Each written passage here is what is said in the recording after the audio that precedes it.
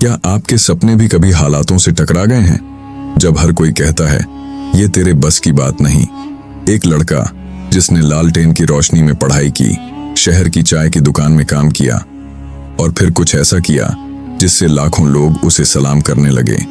पर यह सब यूं ही नहीं हुआ। जानना चाहेंगे कैसे? तो रुके रहिए।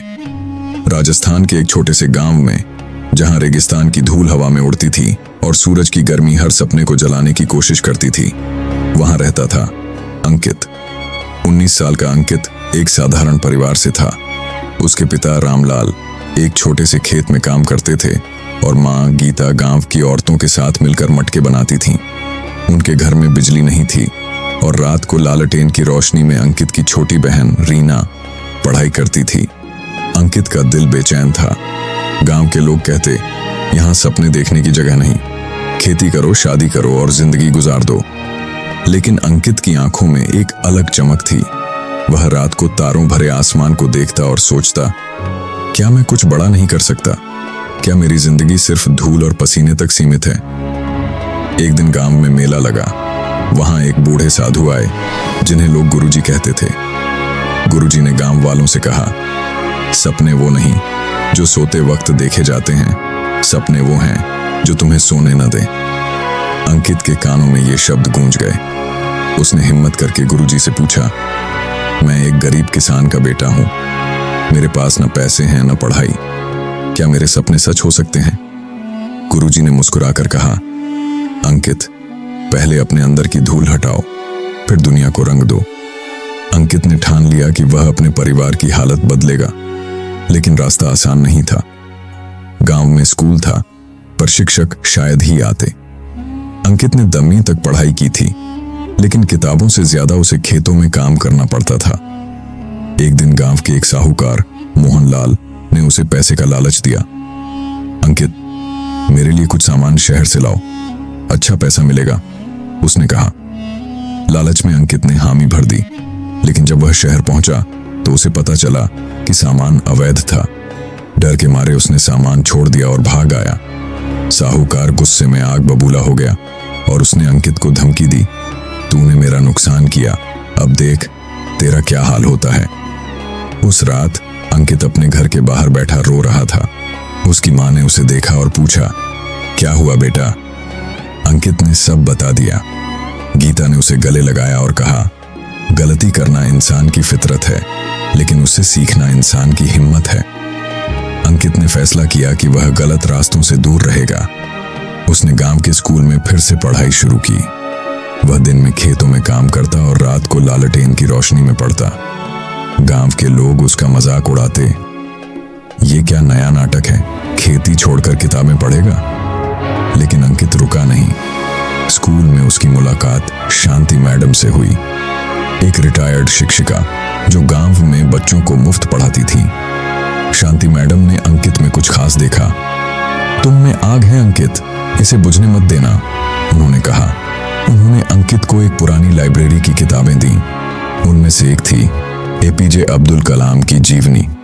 कलाम साहब की कहानी ने अंकित को हिला दिया। अगर एक छोटे से गांव का लड़का देश का राष्ट्रपति बन सकता है तो मैं क्यों नहीं कुछ कर सकता, उसने सोचा। 12वीं पास करने के बाद अंकित ने शहर जाने का फैसला किया। उसने अपनी माँ से कहा, माँ, मैं जयपुर जाऊंगा, वहां पढ़ाई और काम दोनों करूंगा। गीता की आंखों में छोटी सी चमक थी। उसने अपनी एकमात्र सोने की चूड़ी बेचकर अंकित को कुछ पैसे दिए। जयपुर पहुंचकर अंकित को हकीकत का सामना करना पड़ा। शहर की चमक दमक और तेज रफ्तार उसे डराने लगी। उसने एक छोटी सी चाय की दुकान में काम शुरू किया। दिन में वह चाय बनाता, रात को लाइब्रेरी में पढ़ता। उसने एक फ्री ऑनलाइन कोर्स में दाखिला लिया, जहां उसने बिजनेस और टेक्नोलॉजी सीखी। अंकित ने अपने पहले बिजनेस की शुरुआत की, एक छोटा सा स्टार्टअप जो गांवों के हस्तशिल्प को ऑनलाइन बेचता था। उसने अपनी सारी बचत लगा दी, लेकिन ग्राहक नहीं आए। वेबसाइट क्रैश हो गई और लोग उसका मजाक उड़ाने लगे। एक रात निराश होकर अंकित ने सोचा, शायद मैं गलत था, शायद मेरे सपने सच नहीं हो सकते। तभी उसे गुरुजी की बात याद आई, अपने अंदर की धूल हटाओ। उसने अपनी गलतियों का विश्लेषण किया। उसे समझ आया कि उसे मार्केटिंग, और बेहतर टेक्नोलॉजी की जरूरत थी। उसने फिर से शुरुआत की। इस बार उसने एक दोस्त रोहन को अपने साथ जोड़ा, जो टेक्नोलॉजी में माहिर था। अंकित और रोहन ने मिलकर एक नया प्लेटफॉर्म बनाया, ग्राम शिल्प। इस बार उन्होंने गांव की औरतों को जोड़ा जो हस्तशिल्प बनाती थीं। अंकित ने अपनी मां और उनकी सहेलियों से शुरुआत की। उनकी मेहनत रंग लाई, ऑर्डर आने लगे और सोशल मीडिया पर उनकी कहानी वायरल हो गई। लोग उनके प्रोडक्ट्स की तारीफ करने लगे, लेकिन सफलता आसान नहीं थी। बड़े ब्रांड्स ने उनकी नकल शुरू की। अंकित ने हार नहीं मानी। उसने नए डिजाइन, बेहतर पैकेजिंग और ग्राहक सेवा पर ध्यान दिया।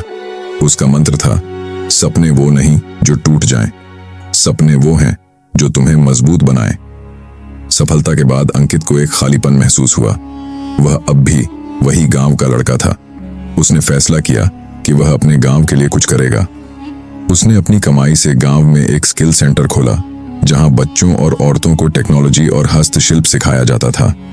उसने सोलर पैनल लगवाए ताकि गांव में बिजली आए। एक दिन वह उस मेले में लौटा जहां उसने गुरुजी से मुलाकात की थी। वहां उसने अपनी कहानी साझा की। मैंने खुद को बदला और मेरे साथ मेरा गांव भी बदल गया, उसने कहा। गांव वालों की आंखों में गर्व था। अंकित की कहानी अब सिर्फ उसकी नहीं थी, वह एक प्रेरणा बन गया था। उसने अपने YouTube चैनल पर अपनी यात्रा साझा की, जिसे लाखों लोग देखने लगे। उसने कहा, अगर मैं एक रेगिस्तान का लड़का अपनी जिंदगी बदल सकता हूं, तो आप भी बदल सकते हैं। बस अपने अंदर की आग को बुझने मत दो। तो दोस्तों, ये थी उस लड़के की कहानी जो रेगिस्तान की धूल से उठकर लाखों दिलों की प्रेरणा बन गया। अगर अंकित अपने हालातों से लड़ सकता है, तो आप क्यों नहीं? कमेंट में लिखिए, मैं कभी हार नहीं मानूंगा। अगर इसने आपको थोड़ा भी छू लिया, तो इसे शेयर जरूर करें, क्योंकि शायद कोई और भी हार मानने ही वाला हो। और हाँ, ऐसे ही सच्ची प्रेरणा भरी कहानियों के लिए मोटिवेशन स्काईवर्ड को अभी करना न भूलें। आइए अपने सपनों को सच करें, क्योंकि जिसने खुद को बदल लिया, वो सब कुछ बदल सकता है। मिलते हैं अगले वीडियो में, जहां हम फिर मिलेंगे एक नई उम्मीद के साथ। तब तक स्वस्थ रहिए, खुश रहिए।